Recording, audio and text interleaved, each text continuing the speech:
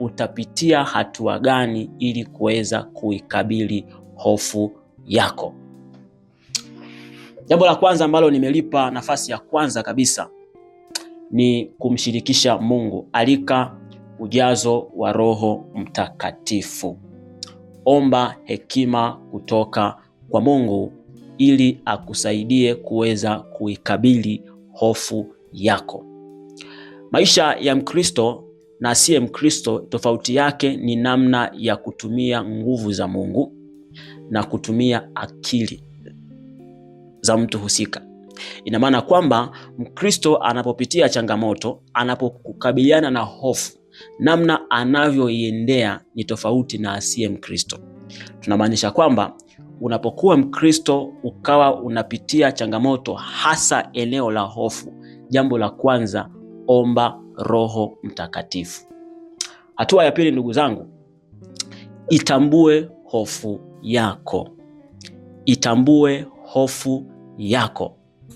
Katika swala zima linalohusu hofu ni kwamba tumetazama huko mbele ya kwamba kuna aina mbalimbali ama kuna hofu mbalimbali ambazo zina watu wanazipitia katika maisha yao.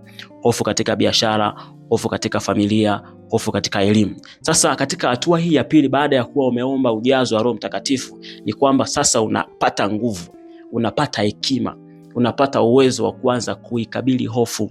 Na katika hatua hii, mtu wa Mungu, nitamani sana katika kujifunza hapa, tathmini maisha yako yote.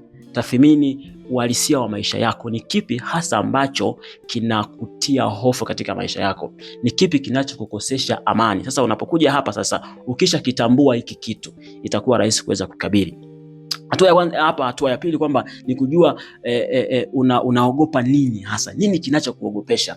Kitathmini.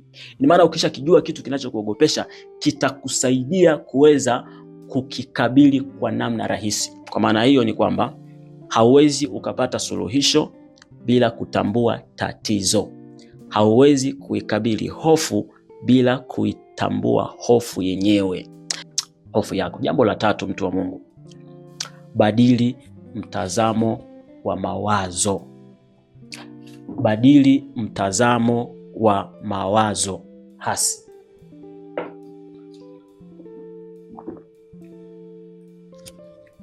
Mara nyingi hofu, tumeona huko katika kipindi kilichopita kwamba hofu inatokana na mawazo, hasa mawazo hasi. Mawazo hasi ni mawazo ambayo yapo kinyume na kawaida. Ni mawazo ambayo yanalenga kukupotosha ama kukudogosha katika jambo lako. Unajua kuna mtu ambaye katika maisha yake yeye kila kitu hakioni katika positive way. Yaani hata ukimpa nafasi ya kuzungumza anaogopa. Mbinu hii ama hatua hii inaendana na kanuni ya kisaikolojia inaitwa cognitive behavioral therapy, inayosisitiza kubadili fikra hasi ili kubadili hisia na matendo. Ya kwamba ukianza kukabiliana na hofu kwa kuzungumza maneno chanya, na maana kwamba unadili na swala zima la kubadilisha tabia. Unaanza kujikita katika swala zima la kubadilisha tabia. Hapo unaanza kupiga hatua katika maisha yako. Chukua hatua ndogo ndogo. Bwana Yesu asifiwe sana. Kama nilivyosema huko nyuma ya kwamba moja kati ya sababu ambazo zinawapelekea watu kukabiliana na hofu ni kulichukulia jambo katika ukubwa. Jambo la kutisha, ni kubwa sana. Pengine ni jambo la ndoa. Akiliangalia jambo la ndoa linamuogopesha, anasema kwamba mimi nitafanya nini? Anaogopa tayari. Sasa hilo jambo ukianza kuliona katika hali ya ukubwa linakuathiri, lakini ukianza nalo kidogo kidogo unaliweza.